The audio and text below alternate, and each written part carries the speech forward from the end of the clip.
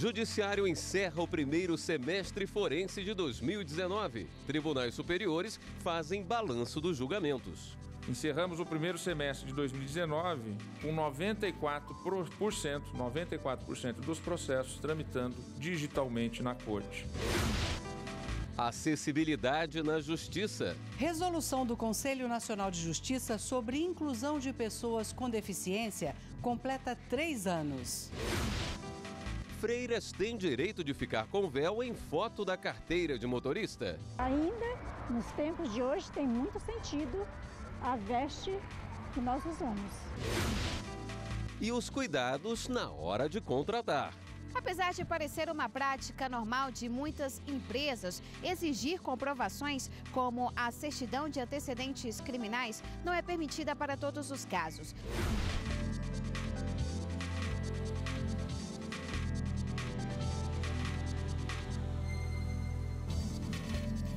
Olá, boa noite. Os tribunais superiores apresentaram hoje o balanço do primeiro semestre. O presidente do STF e do Conselho Nacional de Justiça, o ministro Dias Toffoli, destacou a modernização do sistema processual. O Supremo Tribunal Federal proferiu mais de 57 mil decisões, quase 8 mil delas colegiadas, nas turmas e no plenário da Corte. Hoje, o acervo de processos no STF é de 35.800, o menor da história desde a Constituição de 1988. Mas o grande ganho, segundo o ministro Dias Toffoli, foi a modernização do sistema processual. Na presidência deste tribunal, o virtual agora é real. Encerramos o primeiro semestre de 2019 com 94% dos processos tramitando digitalmente na Corte. Realizamos convênio com a Associação de Pessoas com Deficiência para a digitalização de mais de 90 milhões de páginas, viabilizando uma melhor gestão arquivística e documental do acervo do Supremo Tribunal Federal. Ampliamos as categorias de processos que podem ser julgados em meio virtual, tudo acompanhado de medidas em prol da transparência e da publicidade destes julgamentos. As conclusões dos votos dos ministros agora já podem ser acompanhadas em tempo real pela internet, por força de norma aprovada neste mês de junho, no mês passado, que determina a disponibilização automática no site do STF do resumo desses julgamentos. Os ministros julgaram em 63 sessões plenárias e em 80 sessões das turmas. A média foi de 1.300 decisões por mês. Só no primeiro semestre do ano, o Supremo recebeu quase 50 mil processos, 9 mil originários e 39 mil recursais. Para os próximos 6 meses, estão previstos 145 processos para análise do plenário.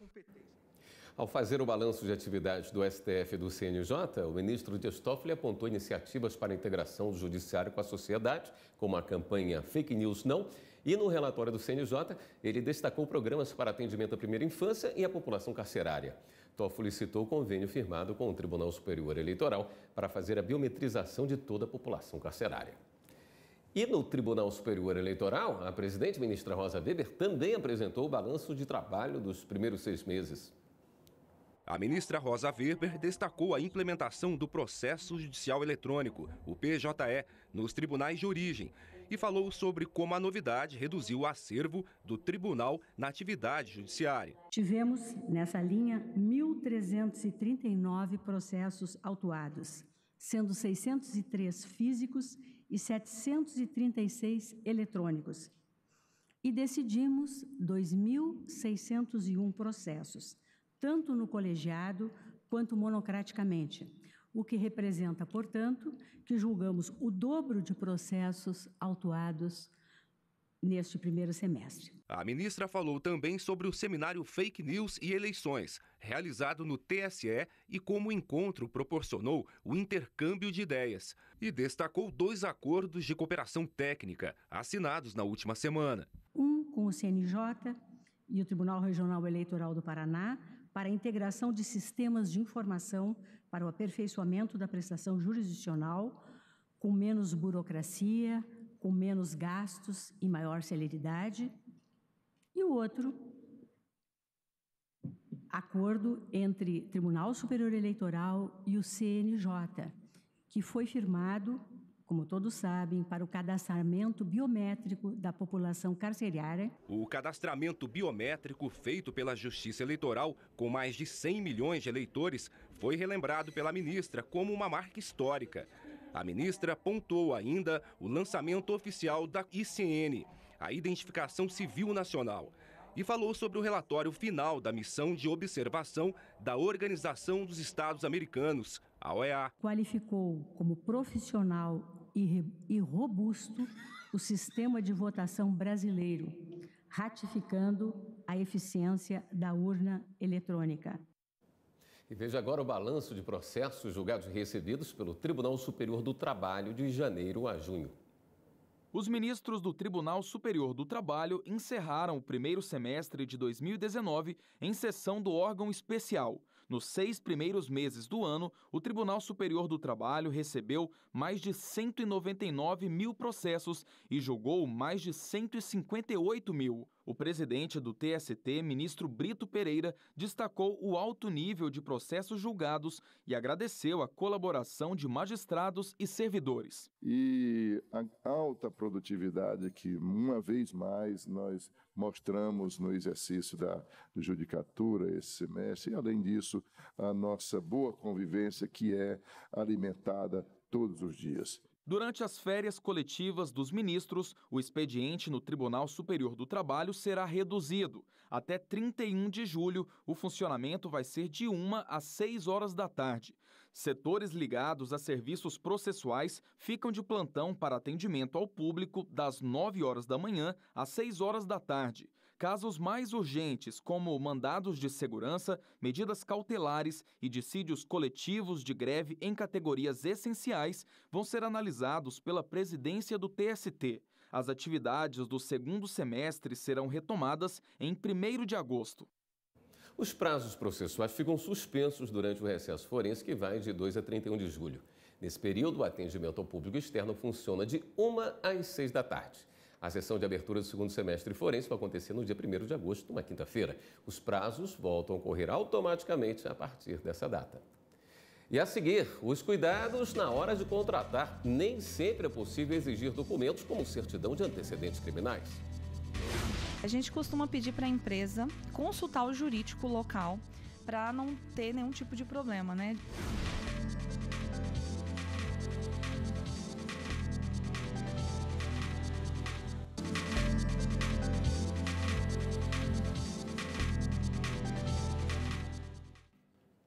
O Superior Tribunal de Justiça garante a freiras direito de permanecer com o véu na foto da carteira de motorista.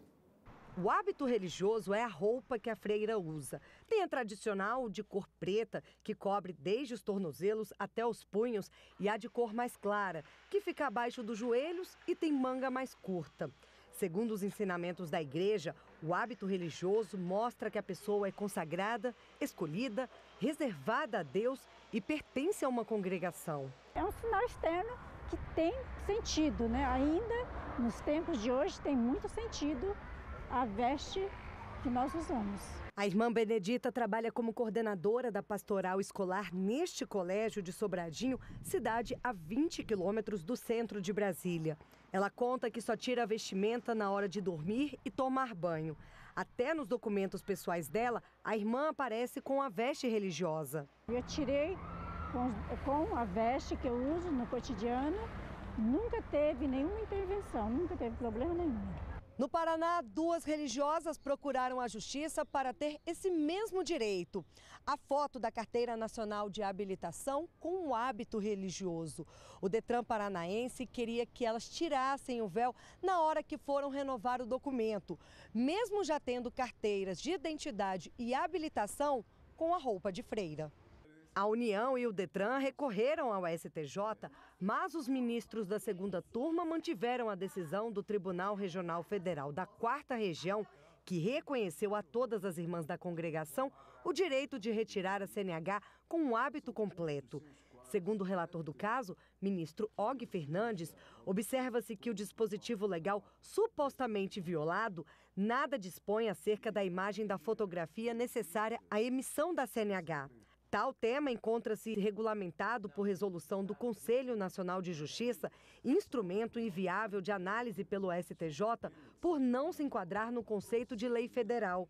O magistrado explicou também que, para definir o pedido da União, a segunda turma teria de examinar princípio previsto no texto da Constituição Federal, o que é inviável, sob pena de usurpação da competência do Supremo Tribunal Federal.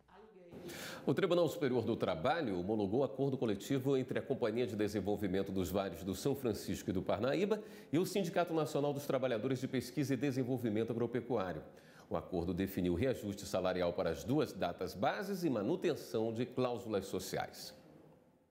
A audiência de conciliação foi mediada pelo vice-presidente do Tribunal Superior do Trabalho, ministro Renato de Lacerda Paiva. A proposta de acordo coletivo de trabalho sugerida pelo ministro e aprovada pela Codevasf e pelo Simpaf definiu reajuste para duas datas bases.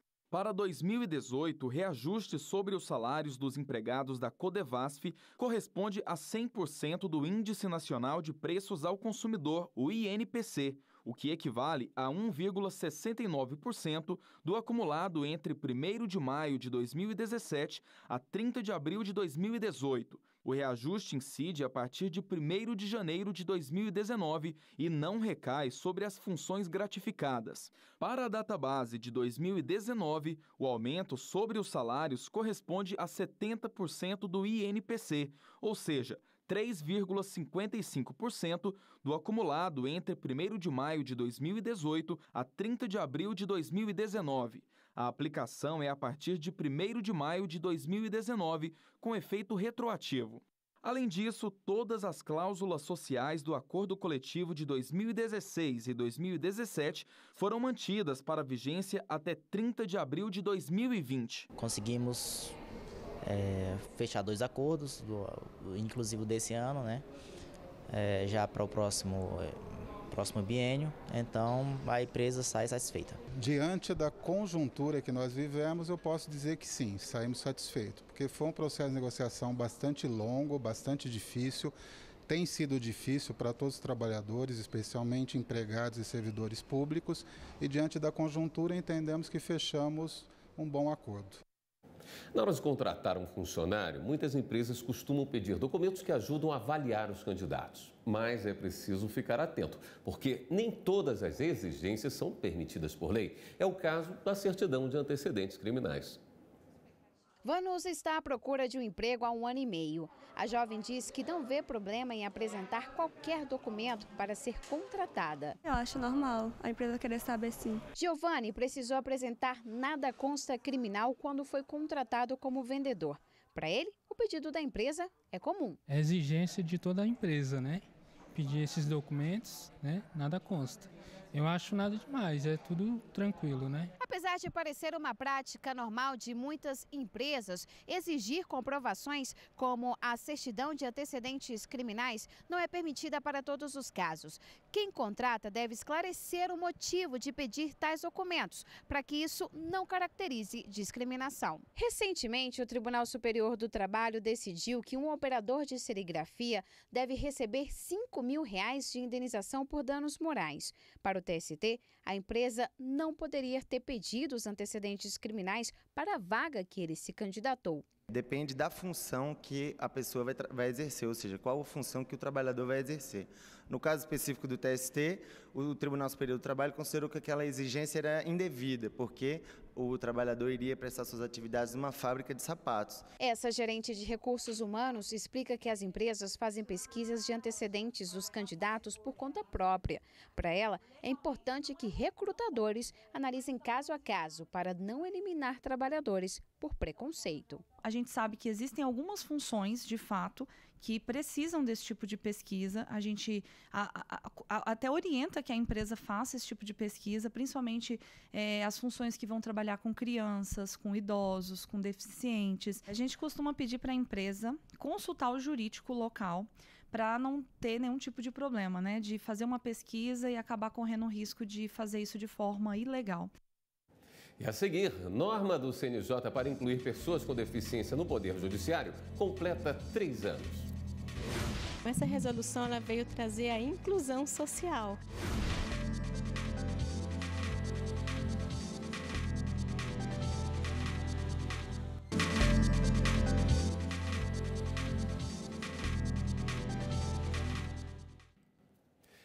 muitas as barreiras que as pessoas com deficiência precisam enfrentar no dia a dia.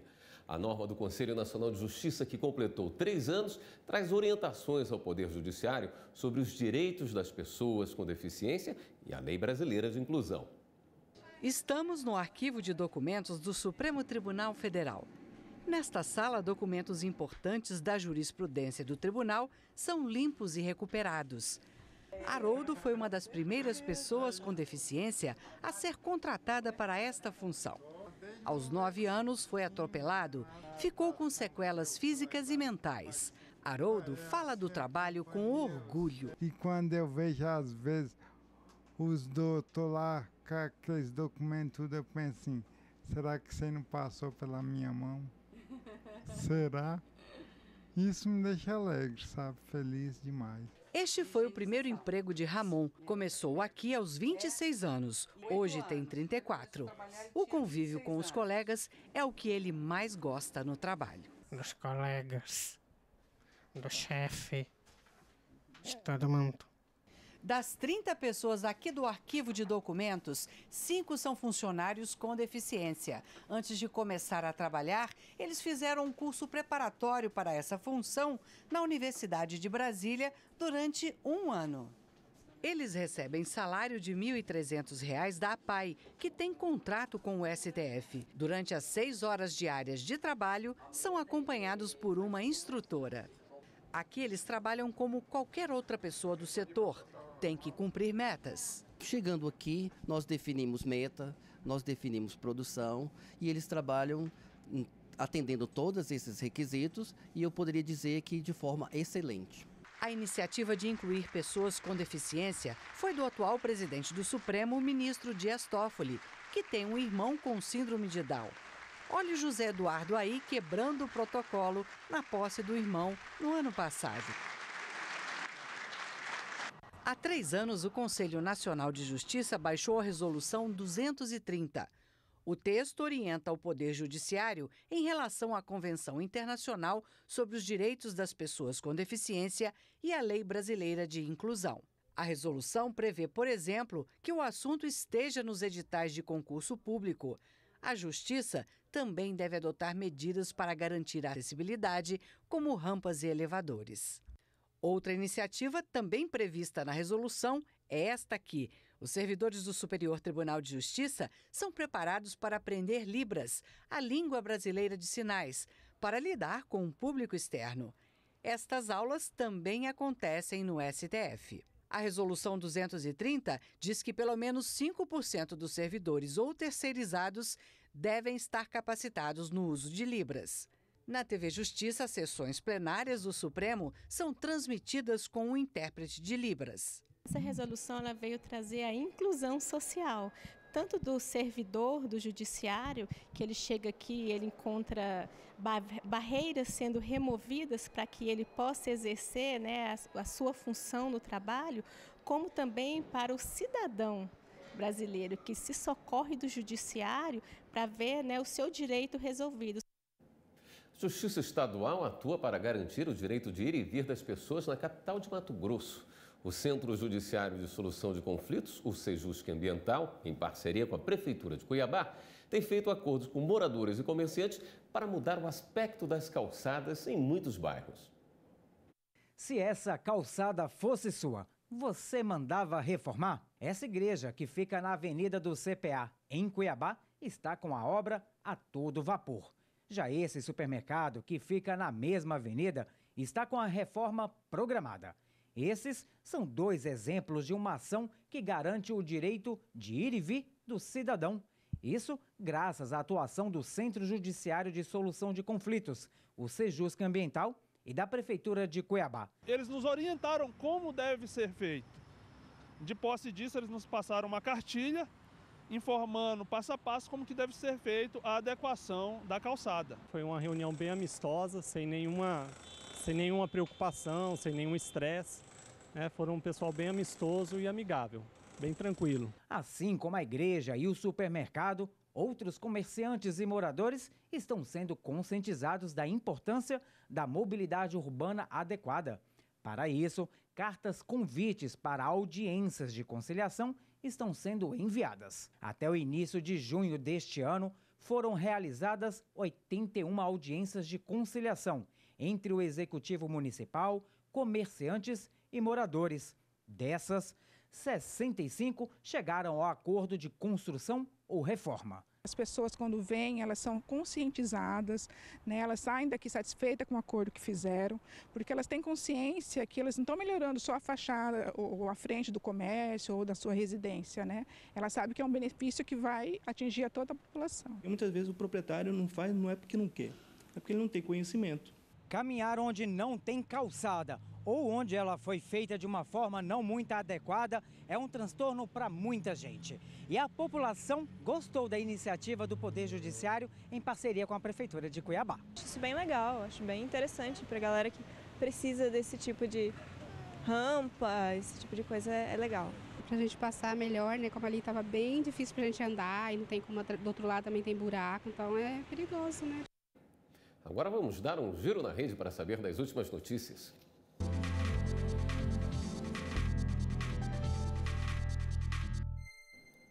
Vamos à redação do Jornal da Justiça falar com a repórter Viviane Novaes, que tem as novidades para a gente. Oi, Viviane, boa noite. Boa noite, William, e boa noite a todos. Olha, a 26ª Zona Eleitoral de Belo Horizonte mandou soltar o assessor especial do Ministério do Turismo, Matheus von Rondon, suspeito de participar de desvio de dinheiro do fundo partidário. Matheus era dono de uma empresa que recebeu pagamentos de campanhas eleitorais de candidatas laranjas do PSL, segundo a Polícia Federal. O juiz Renan Machado entendeu que a prisão temporária não se justificava mais porque Matheus prestou os esclarecimentos à Polícia Federal. Também foram soltos 2 ex-assessores do ministro do Turismo, Marcelo Álvaro Antônio. O Superior Tribunal de Justiça suspendeu as obras de um resort no Centro Histórico de Pirinópolis, Goiás. O Ministério Público do Estado denunciou a construtora por crimes ambientais, como destruição de nascentes e de área de preservação permanente. Segundo o ministro Sebastião Reis Júnior, houve dano irreparável.